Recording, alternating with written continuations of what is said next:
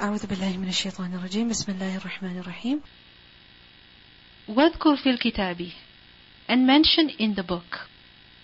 Meaning, what Prophet ﷺ mentioned to the people, recite to them, Maryam, Maryam. Meaning the story, the report of Maryam alayhi salam. Who was she? The daughter of Imran, Isa. And she was from the descendants of Dawood alayhi salam. And she belonged to a good and noble family of the Bani Israel. إِذِ انْتَبَذَتْ, when she withdrew. Intabadat from the root letters Noon Badal. And Nabada is to throw something far away. And Intibad is to withdraw, to retreat, to go far away. So إِذِ انْتَبَذَتْ, when she withdrew, min ahliha, from her family, to a makanan, to a place that is sharqiyya, that was eastern. Sharqi from the root letters Shin, Ra, Qaf. And sharqi is that which is in the east, eastern part. She retreated from her family and she went to a place that was eastern, that was in the east. What does it mean by that? She was in the Haykal, away from the family. And she was in the eastern part of the Haykal. In the Bayt al-Maqdis, she was in the eastern part. So she secluded herself from her family. Why? In order to worship Allah subhanahu wa ta'ala. Maryam alayhi salam is a great inspiration for young girls. Because she is an example of a girl who has dedicated herself to learning and worshipping. Typically young girls who are unmarried, who are young, what are their interests? Young boys, fashion, hairstyles, clothes, shoes, romance stories, wedding dresses. This is what their interest is. But we see that Maryam alayhi salam, her interest, her focus is what? It's the deen. So she dedicates herself completely to the worship of Allah and learning the deen. And in order to do that, she isolates herself from her family. So what does she do? She stays in the Bayt al-Maqdis. She stays in the masjid. She does not go home. Why? Because in order to learn, in order to become fully focused on something, you have to remove all the distractions.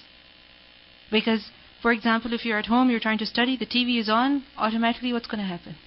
You're going to close your juice and go watch the show. Right? So in order to do something properly, you have to focus on it completely. And in order to do that, you have to remove all distractions. Now, this was permissible at that time. That people would isolate themselves from their families, from their worldly affairs, and they would just go to the Bayt al-Maqdis and they would stay there and worship and learn, dedicate their lives entirely. They would never go home. However, this is not permissible in our Sharia. We are not allowed to do that. We have to take our religion as well as our family along. However, there must be some time, there must be some moments, some hours, some days, some weeks, some years at least, that are spent exclusively learning the deen, exclusively worshipping Allah subhanahu wa ta'ala. Especially being women. Why? Because once your children come in, once marriage and family come in, then it's extremely difficult to continue learning. It becomes more challenging to excel in one's knowledge. It is possible, but it becomes challenging. So a person must make use of their single life, you can say. When they're still single, when they're still not married, when they still don't have responsibilities, that they should spend some years dedicatedly learning the deen. Typically, people who are not married, what do they think? I'm so unfortunate. This is not fair. I wish I was married. And young girls, they dream of the day when they're going to be married. They watch shows in which people are trying to buy dresses for their wedding day, and that's what they'll dream of. I wish I could have a dress like that. This is what I'm going to wear. This is what they spend their time doing. But we see that Maryam alayhi salam, what is she focused on? Entirely the worship of Allah. Entirely the deen. So we must take lessons from her life, from her example. We must follow in her footsteps as well. فَاتَّخَذَتْ So she took مِن دُونِهِمْ From beside them, meaning in seclusion from them, to be away from them. From who? From her ahl. Hijaban, a screen. She took a screen between her and the people, so that she would be completely concealed from them. Why was that? Why did she put a veil between herself and the rest of the people? Because first of all, remember, she was the only woman at the haikal, right? So for the purpose of hijab, out of haya, she had a screen between her and the rest of the people. So that if she's praying, if she's studying, whatever she's doing, other people, non-mahram men, they do not see her. And hijab is also necessary to have ikhlas. Because if you're worshipping out in the open, if you are reciting Quran out in the open, it's not that it's wrong. It should be done. But there are chances that there would be riya. Isn't it so? Similarly, hijab, why? To avoid distraction. So this is why when you're studying, there should be some moments in your day when you are by yourself, completely focused on your study, on your ibadah. For that purpose, close the door. Turn off your phone. Turn off the computer. Turn off all the distractions. Put a hijab between you and the rest of the world, so that you can focus on what you're doing. Because if you don't do that, you will not be able to accomplish your work. Many times it happens. You're working, all of a sudden you're like, let me see who's online. Oh, 3 people have messaged me. And there goes a conversation for the next 20 minutes, for the next 30 minutes. There, half an hour is gone. Now it's time to pray. And now it's time to eat. Now it's time to work in the kitchen. And there goes the whole day. That's it. Finished. Gone. So, there must be some times in your day when you're exclusively focused on ibadah, on learning. فَأَرْسَلْنَا So we sent. إِلَيْهَا To her. Allah subhanahu wa ta'ala sent to Maryam alayhi salam while she was in private, in seclusion, away from the people. Allah subhanahu wa ta'ala sent to her Ruhana, our angel. Remember, the word Ruh has several meanings. Ruh is also used for who? Angel Jibreel in particular. So we sent to her our Ruh, Angel Jibreel. فَتَمَثَّلَ Then he represented himself, he took the form of laha for her, meaning to appear in front of her, as a basharan, as a man, sawiyya, that is well proportioned. Tamathala from the root letters mim, sa, lam, misl. What does misl mean? Similar to. And mathal is example. Because an example is similar to what it is being cited for. So tamathul is to take the form of something. To make oneself similar to become like. So this angel, he became like, he represented himself as a basharan sawiyya, as a man, as a human being. And remember, rajulun sawi is a person who is free from any aib, any naqs, any fault, any deficiency, any extremes in his physique. So he appeared to be a perfectly normal human being. Now, the Bani Israel, they were special. Allah subhanahu wa ta'ala sent angels to them a lot. We see that Zakaria alayhi salam as well, the angel spoke to him. Obviously he was a prophet of Allah. Now Maryam alayhi salam, some say that she was a prophet, others disagree.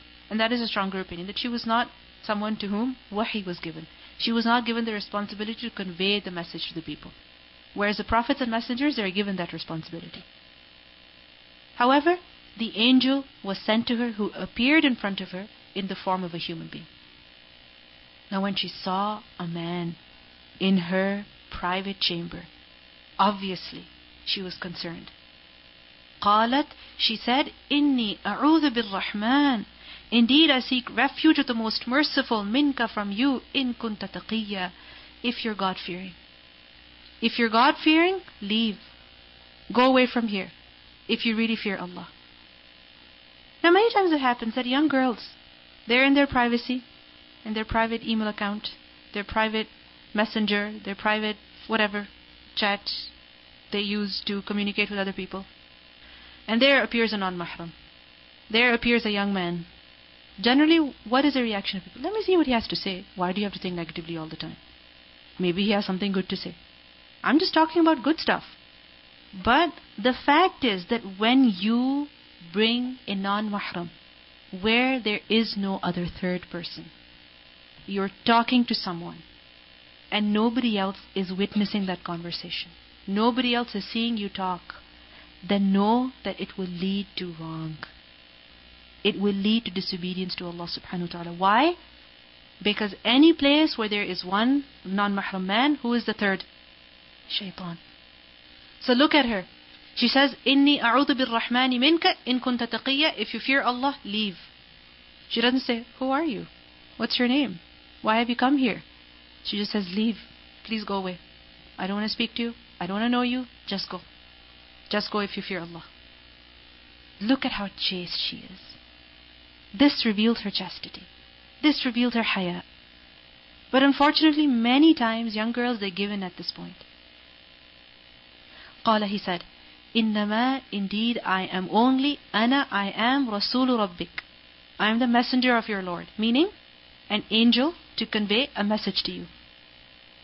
Li ahaba, so that I can grant. I have been sent by Allah in order to give laka to you, ghulaman, a boy that is zakiyya, that is pure. I have come to give you the good news, to give you the cause of your conception. Of what? Of a ghulaman zakiyya. That you're going to conceive a boy who's going to be zaki. Who is he referring to? Isa alayhi salam. And Isa alayhi salam is described as zakiyya. Meaning, I'm not here of my own will. I'm not here with a bad intention. I'm not here without a purpose, but I have come here for a reason. And what is that reason?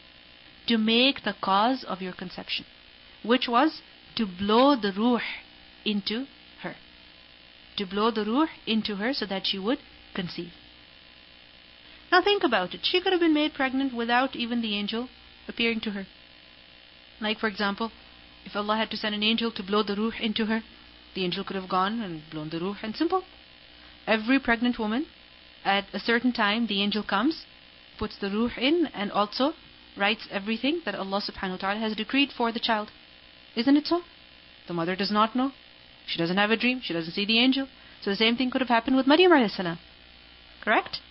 But the fact is that how would Maryam alayhi salam know that she had become pregnant? And how would she know why? For what reason? And how come?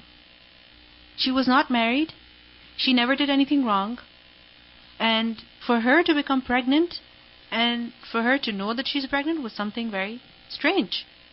So for that reason, an angel was sent to tell her as well.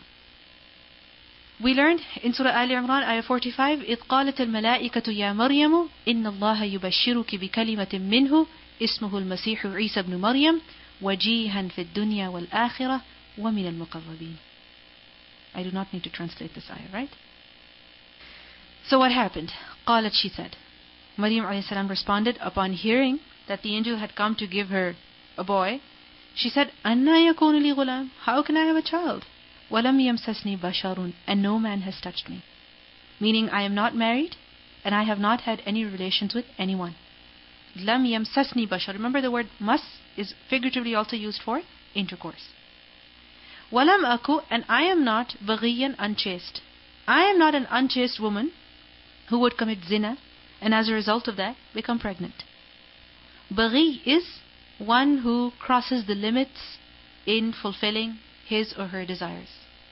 And because of this reason, the word baghi is also used for a prostitute, for an unchaste woman or unchaste person, not necessarily woman but also man. So walam aku baghiya, I am not a baghi person who would establish such relations outside the bounds of marriage. So lam yamsasni bashar denotes that I am not married. Walam aku baghiya, meaning I would never commit zina. Qala, he said, the angel said, kadhaliki, likewise, this is exactly what's going to happen. You are going to have a boy as you are. Just as it was said to Zakaria alayhi salam, that you are going to have a child in the very state that you're in. You being old, your wife being old. It's not that you will become young and your wife will become young. No. The way you are, you're going to have a child. Similarly, Maryam alayhi salam, the way you are, you're going to have a child. You're not going to lose your virginity. You're still going to be a virgin. كَذَلِكِ قَالَ رَبُّكِ. Your Lord has said, هُوَ عَلَيَّ هَيِّن. That is very simple for me. Very easy for me. Nothing is difficult for Allah. وَلِنَجْعَلَهُ. And so that we can make him ayatan, a sign, لِلنَّاسِ, for the people. Why is he going to be born in this way? So that he can be a sign for the people. A sign of what? Of Allah's power. وَرَحْمَةً مِنَّا. And a mercy from us. An expression of the mercy of Allah subhanahu wa ta'ala. With regards to Yahya alayhi salam, Hanan was said. With regards to Isa alayhi salam, Rahmah. That he is a mercy. Because he would be a prophet who would guide people, who would teach people. وَكَانَ أَمْرًا. And it is a matter that is مَقْضِيًّا, that is already decreed. Maqdi is from the root letters Qaf, Dad, Ya. Qada, which is to decree, to carry out. So Maqdi, one that has been decreed, one that has been executed. Meaning Allah has decided, Allah has determined that you are going to have a son, you are going to have a child, and there is no avoiding it. There is no avoiding it. This is going to happen.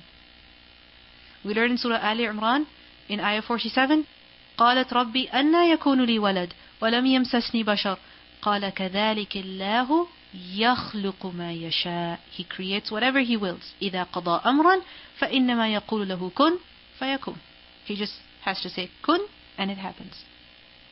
It is mentioned in narrations, then Jibreel breathed into the opening of her shirt, and with that the ruh entered into her, and she became pregnant. She conceived the child. فحملته. So she conceived him.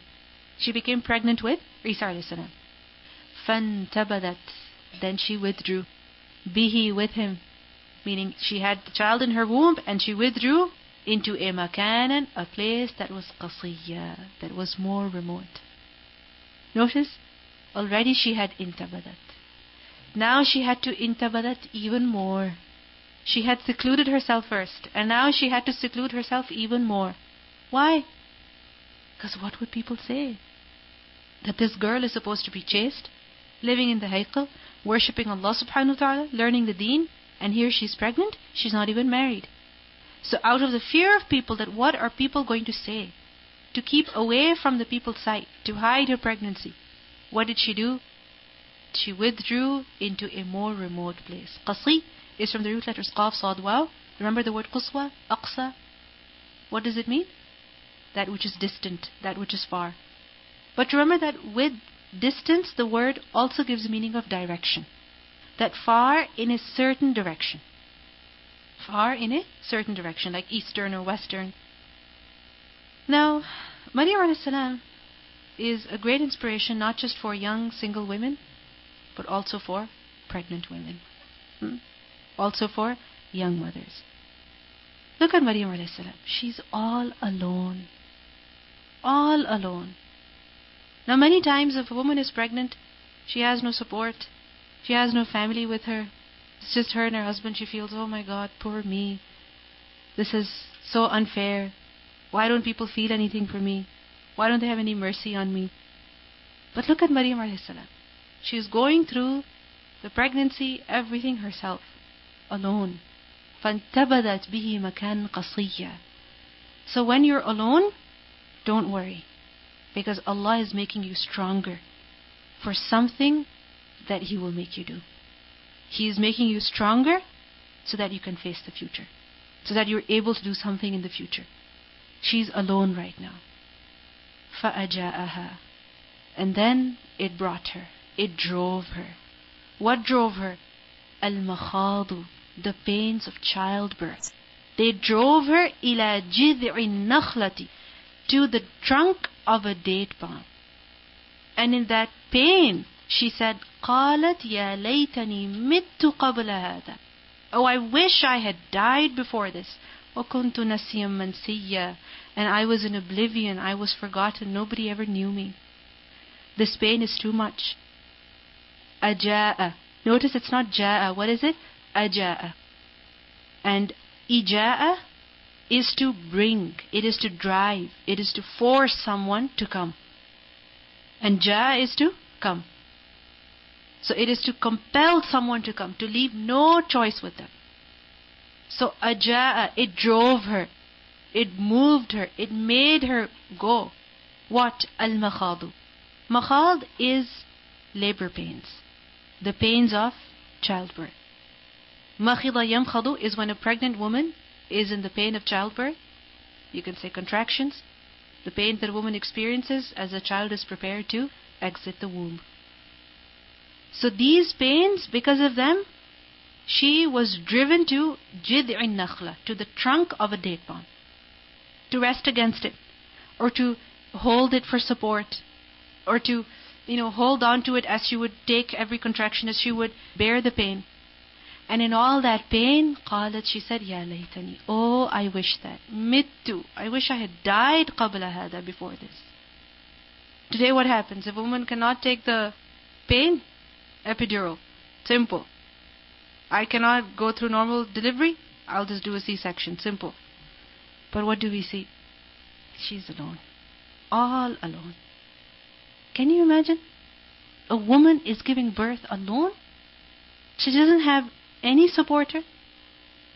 Typically, if their husbands are not there, or if they don't have good nurses, they complain so much, they cry so much, they worry so much. But look at this poor lady. She's all by herself. And in that pain she says, I wish I had died before this. This is unbearable. And yes, the physical pain was unbearable, but on top of that, it was the fear of what the people were going to say. What are they going to say? وَكُنْتُ, and out of that fear, she says, I wish I was nasiyan. I was in oblivion. I was a thing forgotten. Nasiyan is something that is forgotten, something that is abandoned, that nobody recognizes, nobody remembers, nobody gives any importance to, nobody notices at all. Mansiya, one that is forgotten. So mansiya is here for the purpose of emphasis. I wish I was forgotten, nobody knew me, I was not worth noticing. So for her, the pain of birth was less than the pain of bad name, the pain of the fear of people. Typically when women go through labor, what is it that comforts them? What is it that comforts them? I'm going to see my child, right? And as soon as I see the child, that's it, the pain goes away. But for Maryam alayhi salam, yes, she would see the child, but then what are people going to say about that child? She was an extremely chaste, righteous, pious girl. And for her to have a child, everybody would notice it. Everybody. And nobody would spare her. Nobody would leave her. Everybody would criticize her. And it would be extremely difficult for herself to explain herself. Because nobody accepts the fact that a virgin could give birth, that a woman has a child without having relations with a man. It's not imaginable. People cannot understand that. It goes against how things normally function. So she was extremely fearful. She was extremely worried about that. And because of this, her pains, they were intensified for her. So what happened? فَنَادَاهَا, so he called her. مِن تَحْتِهَا, from below her. Min tahtiha has also been read as man tahtaha, the one who was below her. And this has been understood in two ways. First of all, Jibreel. That Jibreel was below her, meaning min makan asfala minha. He was in a place that was lower than the place that she was standing at. Perhaps it was a hilly area. Allahu a'lam.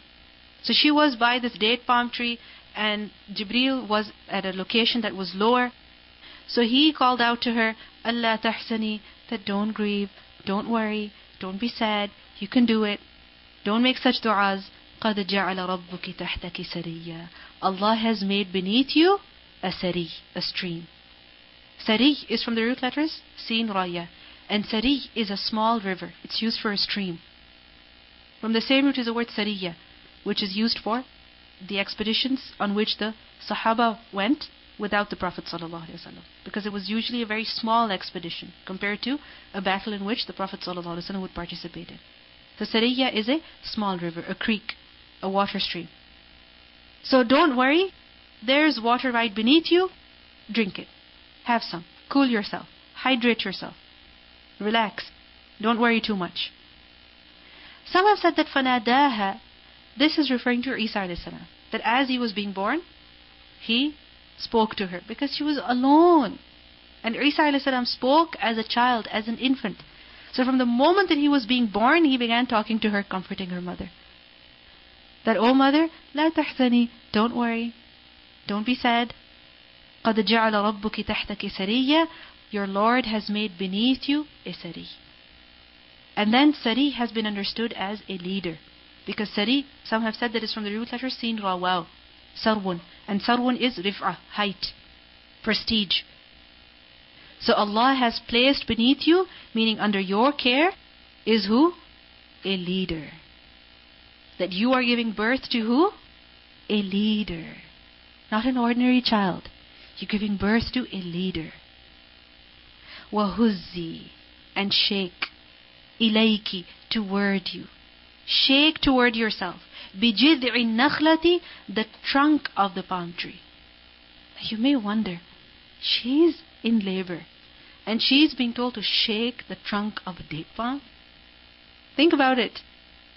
The food is not given to her. She is told, shake the date palm. تُسَاقِطْ عَلَيْكِ, it will fall down upon you. رُطَبًا جَنِيًّا, fresh dates are going to fall down upon you, and then eat them. She's in labor. The fact is that, you see, shaking something, moving something, and something as firm as a date palm trunk requires a lot of effort, right? And requires you to use your abdominal muscles, right? And those are necessary when bearing the pain of the contraction as well as giving birth. So huzzi ilayki, adopt means grab the trunk of the date palm and shake it toward yourself. And notice the word huzzi, it's from haz, and haz is to move something by shaking it. To move it to and fro, to shake it back and forth, to rock something. And ilayki, toward yourself, meaning pull towards yourself. So pull towards yourself as you go through the pain, the date palm tree. As a result, what's going to happen? Tusaqit. Tusaqit from the root letter sin, qaf, ta, suqut. And suqut is when something falls down from a height. So it will fall down upon you, rutaban, dates. Rutab, it is said that it's a plural of rutaba, and others say that it's a singular word. And it's used for dates that are fresh, that are ripe. And jani. Jani is from the root letters jim, noon, ya. Jana yajni, which is to pick fruit that is ripe, that is ready. That is ready to be picked. So, تُسَاقِطْ عَلَيْكِ رُطَبًا جَنِيًّا, notice dates have been mentioned. Why? Because dates are a source of nutrition, instant energy. So in labor, two things are mentioned over here. What? First of all, huzzi ilayki, and secondly, have dates. This will ease the pain. This will give you energy. And if you notice, the food is not served to her. She had to get it herself. Now sometimes we think that if we are going through such pain and still we have to cook and still we have to hold the baby and still we have to change the baby, why don't people have mercy? How can they be so unfair? Remember Maryum alayhi salam. At least you have someone to talk to. Someone who can say, you can do it. You're doing fine. She was alone. Completely alone. All by herself. And the thing is that we think that when we're going through some difficulty, we just need to relax and do nothing. But the fact is that when you start doing something, then it helps you bear the pain. It helps you take the pain. It distracts you. Doesn't it? And if you're just sitting with your pain, then what happens? It becomes so long. Every moment seems like an hour. The time does not seem to pass. It happens, for instance, that women who have children from before, and if they're giving birth again, they're busy until the last moment, getting one child ready, then getting the other child ready, feeding one child, changing another child, and then literally at the last moment they'll go to the hospital, give birth within an hour, 2 hours, and come home finished. And women who are giving birth the first time, what happens? Hours and hours and hours, because all their concern is on what? On that particular baby. So when you're busy preparing your food, shaking the tree to get those dates so that you can eat them, it will distract you. Pain management. Fakuli, then eat, washrabi, and drink, waqarri aina, and cool your eyes. Eat the dates and drink the cool water. And cool your eyes. How? By looking at your child. Qarri aina. Qarri is from the root letters qaf ra ra. And qar is when something becomes cold. When it's cold, you become still. Isn't it? You want to become cozy and comfortable.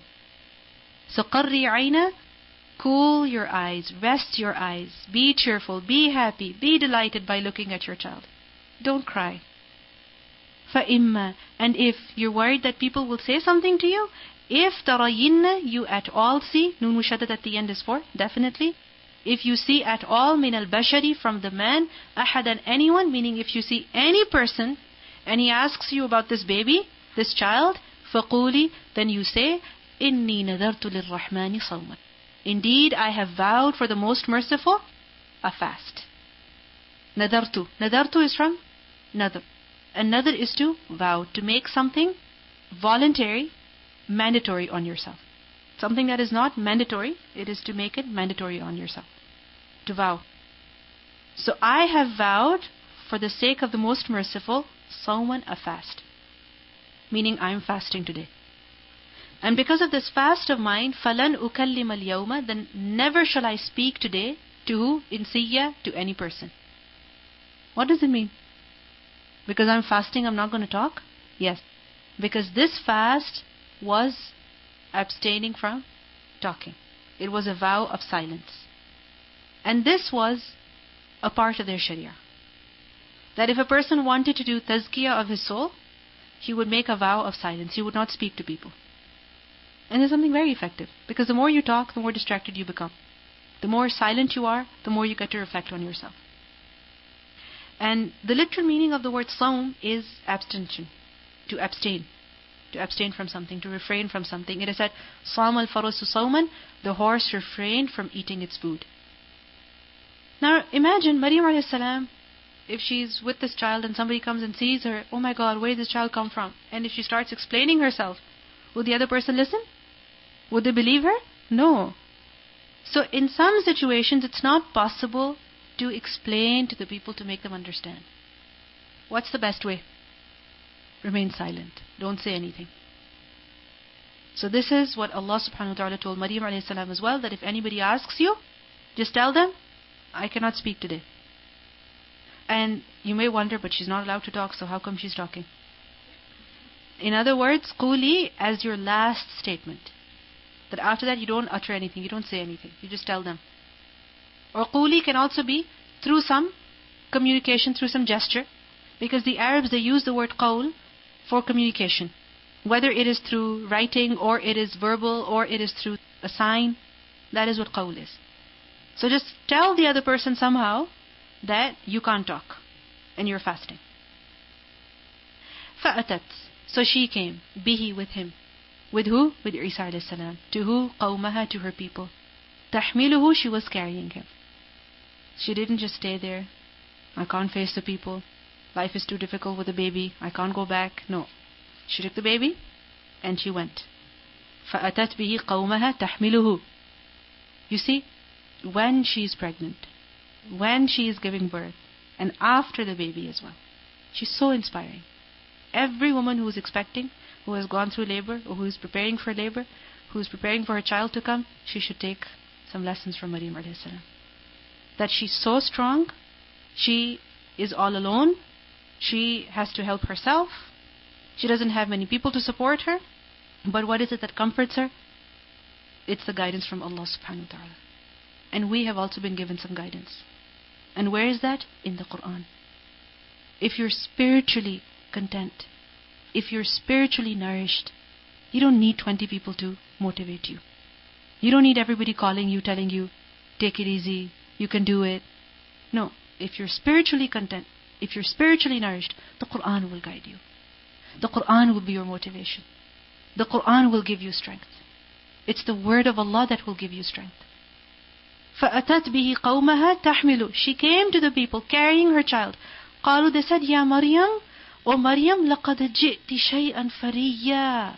You have certainly done a thing that was unprecedented. Fariya is from the root letters fa, ra, ya. Any other word from the same root? Iftira, fabrication. So fari, meaning this is fabricated. In other words, it's not halal. You have brought a child who is waladu zina. He is not halal, not a halal child.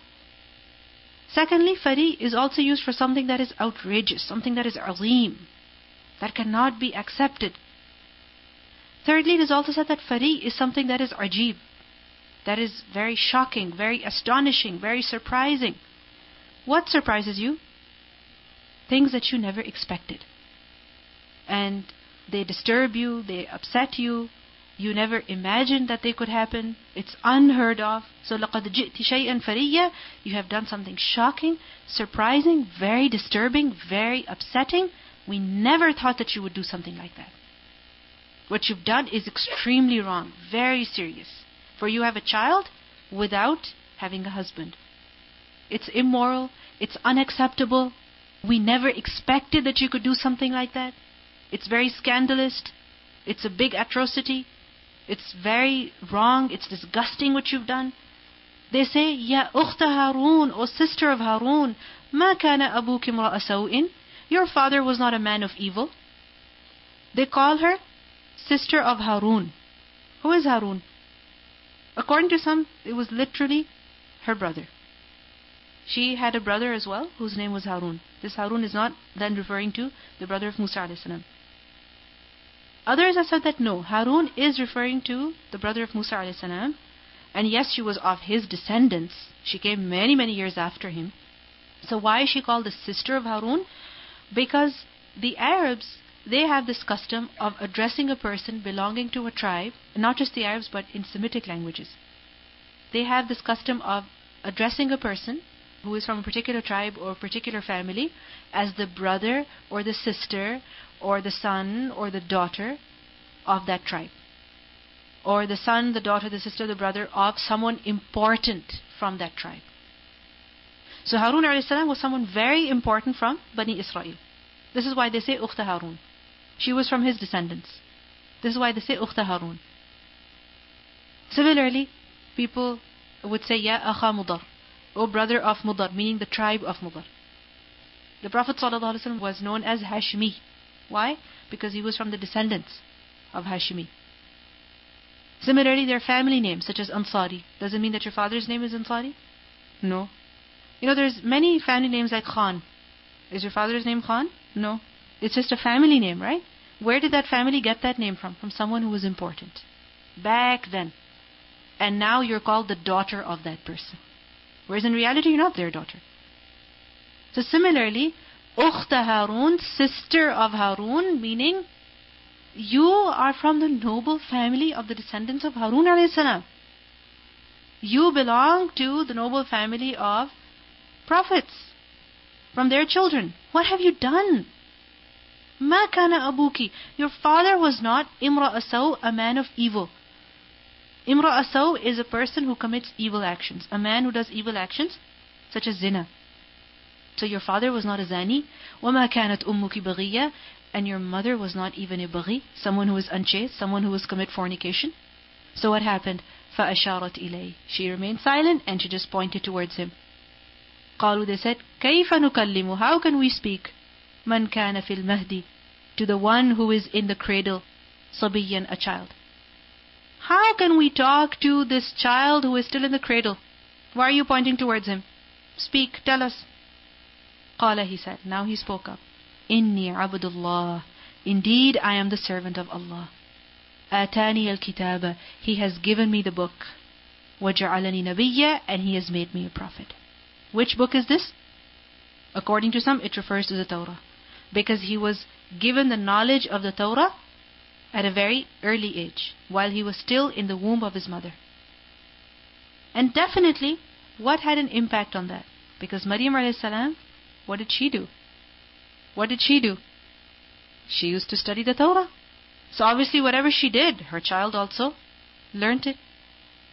Remember, whatever you do in your pregnancy, your child will naturally be inclined towards it. He will be able to learn that very quickly. So Isa alayhi salam, he was made to learn the Torah while he was still in the womb. He was born with that. And others have said that Al-Kitab refers to Injil. That Allah will give me the book, Injil. وَجَعَلَنِي نَبِيًّا. And he has made me a prophet. So what do we learn? That Isa alayhi salam was also a prophet. At what age? He's an infant. He's an infant. وَجَعَلَنِي نَبِيًّا. And some have said وَجَعَلَنِي نَبِيًّا means that He will make me a prophet. What's a very important lesson in this for us? Whatever you want your child to become good at, do that when you're pregnant.